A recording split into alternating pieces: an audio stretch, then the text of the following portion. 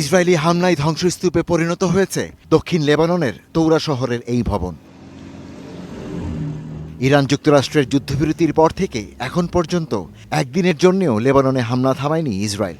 বরং যখনই যুদ্ধবন্ধের আলোচনা শুরু হয় তখনই হামলার মাত্রা বাড়ায় দখলদার বাহিনী। প্রথমে তারা শহরটিতে একটি সতর্কবার্তা ও হুমকি জারি করে। তাই আমরা সাথে সাথে এসে লোকজনকে সরে যেতে বলি, কারণ আমরা জানতাম না বিমান হামলাটি কোন বাড়িতে আঘাত হানবে। বিমান হামলাটি শহরের ঠিক মাঝখানে আঘাত হানে। শনিবার দক্ষিণ লেবাননের সাকসাকিয়া এলাকায় ইসরায়েলি হামলায় বিধ্বস্ত এলাকায় চলে উদ্ধার তৎপরতা। এসব হামলায় নিহতদের অধিকাংশই বেসামরিক ও স্থানীয় বাসিন্দা। এই হামলাটি হয়েছে শিশুদের উপর, বেসামরিক নাগরিকদের উপর। তারা সবাই হামলা থেকে বাঁচতে নাবাতি এলাকা থেকে পালিয়ে এসেছিল।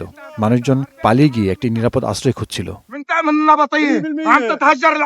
অথচ ইসরায়েলের দাবি তারা হিজবুল্লাহ যোদ্ধাদের লক্ষ্য করে হামলা চালাচ্ছে।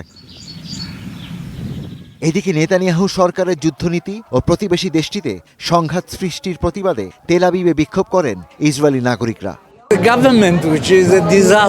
এই সরকার একের পর এক বিপর্যয় সৃষ্টি করছে। আমাদের সরকার একেবারে ভুল পথে চলছে। তারা জনগণকে ভুয়া খবর ও মিথ্যা তথ্য দিয়ে বিভ্রান্ত করছে। আমরা সবাই এর বিরোধী।